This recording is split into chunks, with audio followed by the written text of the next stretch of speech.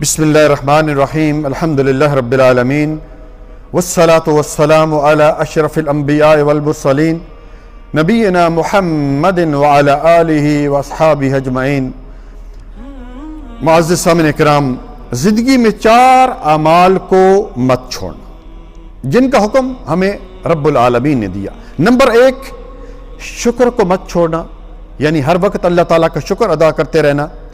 قال اللہ تعالی، اللہ رب العالمین کا فرمان، لئن شکرتم لازیدنکم، تم شکر کرو گے میں اور زیادہ دوں گا۔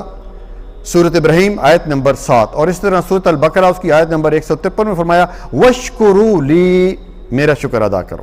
نمبر 2، اللہ تعالیٰ کے ذکر کرنا مت چھوڑنا۔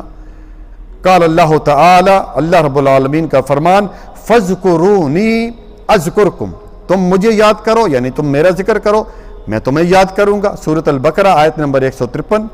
اور اسی طرح نبی صلی اللہ علیہ وسلم سے یہ دریافت کیا گیا، پوچھا گیا کہ یا رسول اللہ صلی اللہ علیہ وسلم، ایو اعمال افضل، سب سے اچھا عمل کون سا ہے؟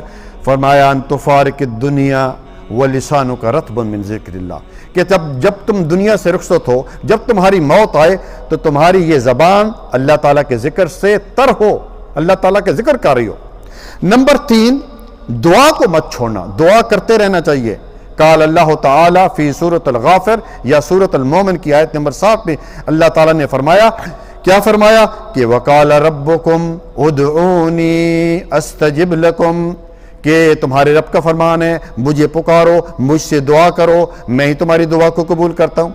اور نبی صلی اللہ علیہ وسلم نے ہمیں خبر دی کہ الدعاء هو العبادہ، دعا ہی اصل میں عبادت ہے۔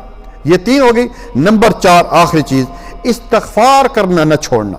قال اللہ تعالی، اللہ سبحانہ وتعالی کا فرمان سورۃ الانفال اس کی آیت نمبر 33 میں کہ وما کان اللہ معذبہم وہم یستغفرون، کہ اللہ تعالیٰ ان کو عذاب نہیں دے گا جب تک کہ وہ استغفار کرتے رہیں گے۔ سبحان اللہ۔ تو یہ 4 چیزوں آپ بھی ان پر ہمیشگی اختیار کرو جن کا ہمیں اللہ رب العالمین نے حکم دیا۔ سبب پہلے کیا ہے؟